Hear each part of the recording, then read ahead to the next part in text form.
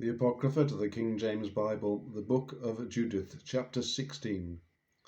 Then Judith began to sing this thanksgiving in all Israel, and all the people sang after her this song of praise.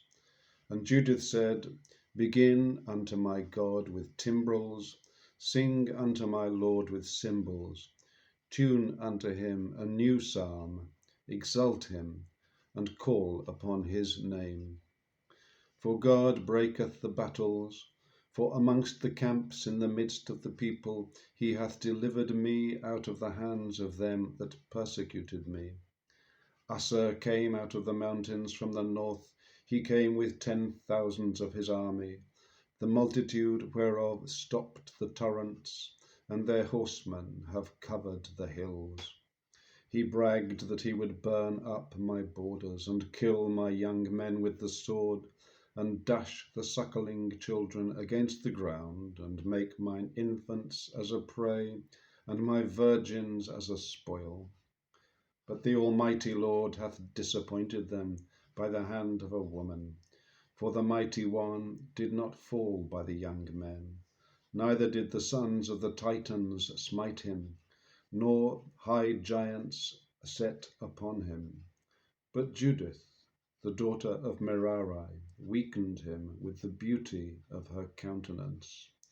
For she put off the garments of her widowhood, for the exaltation of those that were oppressed in Israel, and anointed her face with ointment, and bound her hair in attire, and took a linen garment to deceive him.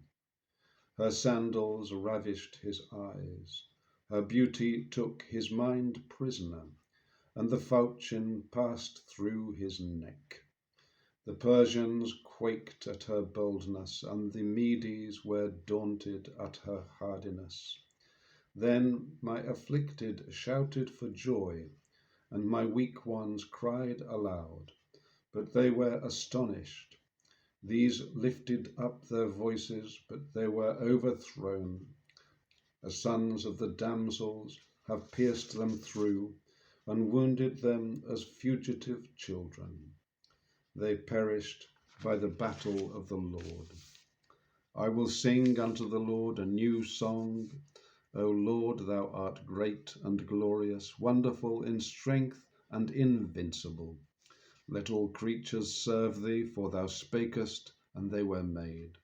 Thou didst send forth thy Spirit, and it created them, and there is none that can resist thy voice.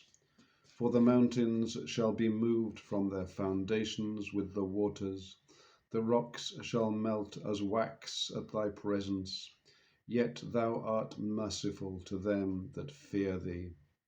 For all sacrifice is too little for a sweet savour unto thee, and all the fat is not sufficient for thy burnt offering. But he that feareth the Lord is great at all times. Woe to the nations that rise up against my kindred. The Lord Almighty will take vengeance of them in the day of judgment, in putting fire and worms in their flesh, and they shall feel them and weep forever. Now, as soon as they entered into Jerusalem, they worshipped the Lord, and as soon as the people were purified, they offered their burnt offerings and their free offerings and their gifts. Judith also dedicated all the stuff of Olophanes, which the people had given her, and gave the canopy which she had taken out of his bedchamber for a gift unto the Lord.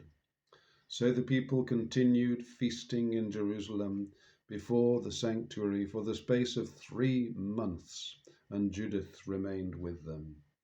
After this time, every one returned to his own inheritance, and Judith went to Bethulia, and remained in her own possession, and was in her time honourable in all the country. And many desired her, but none knew her all the days of her life, after that Manasseh her husband was dead, and was gathered to his people. But she increased more and more in honour, and waxed old in her husband's house, being 105 years old, and made her maid free. So she died in Bethulia, and they buried her in the cave of her husband Manasseh. And the house of Israel lamented 7 days, and before she died, she did distribute her goods to all them that are nearest of kindred to Manasseh her husband, and to them that were nearest of her kindred.